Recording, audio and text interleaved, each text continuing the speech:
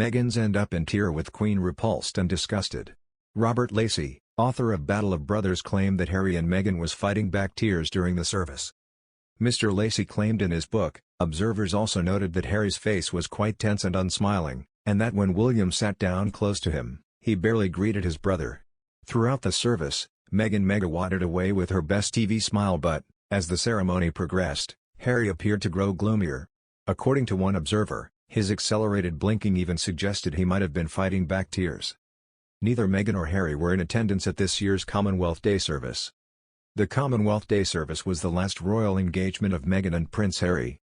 The couple left the firm and moved to the US soon after the service in 2020. Meghan had attended the celebratory service the year before and was particularly moved by a rousing musical performance. During her first Commonwealth Day service as a member of the royal family, Meghan was overcome with emotion during one poignant moment. Singer Alfie Boe performed an a cappella version of Snow Patrol's Run, and the Duchess of Sussex was seen tearing up as she listened to the music.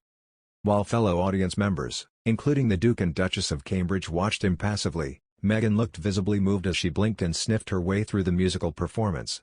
The royals also enjoyed performances from the Dole Foundation drummers and William Barton on the didgeridoo. The following year marked Meghan and Harry's last service as members of the firm. But that year, it was the Duke who was said to be tearful.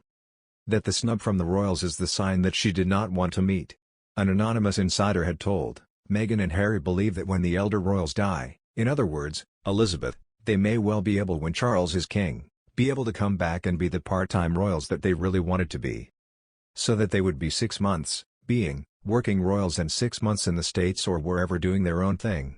That was something that Queen Elizabeth absolutely said couldn't happen, but I think Meghan and Harry are hoping that Charles, Harry's father after all, will be more of a modernizer and will say to them, okay, if you want to be part-time royals, that's fine. He added that he doesn't think the couple want to spend their whole time in the States, and not be part of the royal family, and that despite the apparent rift, he believes Harry wants to find a role within the firm.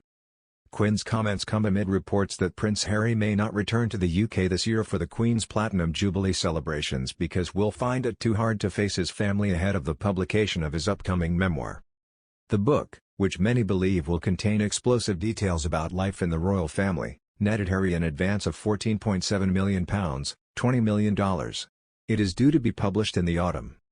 Author Tom Bower, who is currently working on a biography of Meghan Markle, told Closer magazine that the prince is facing the ultimate dilemma, having to decide whether he should visit his beloved grandmother knowing that he's being paid to bare his soul for the much-anticipated book. Bower says that Prince Harry will find it hard to be pleasant to his family knowing what he's written about them in that book. Prince Harry is currently bringing a legal challenge against the Home Office after being told he would no longer be given the same degree of personal protective security when visiting from the US, despite offering to pay for it himself. He has said he wants to bring his children to visit from across the Atlantic, but does not feel safe when visiting under the current security arrangements, the court was previously told.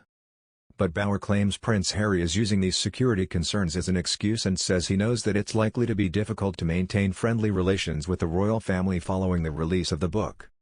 He said, I think Harry won't come back because he knows he cannot face his family, and be pleasant with them, knowing what he's written about them in that book. That book will have a lot of casualties and cause a lot of hurt. It will really deliver, as Harry knows it has to justify the money he's been paid to do it. How can Harry come back and pretend it's all fine? The worst of what he will say is yet to come.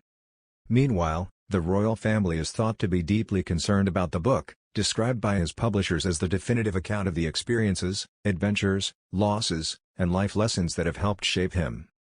The Queen, Prince Charles and Prince William are said to have been completely blindsided by Harry's shock announcement that he has been secretly working on his as yet untitled memoirs for more than a year now.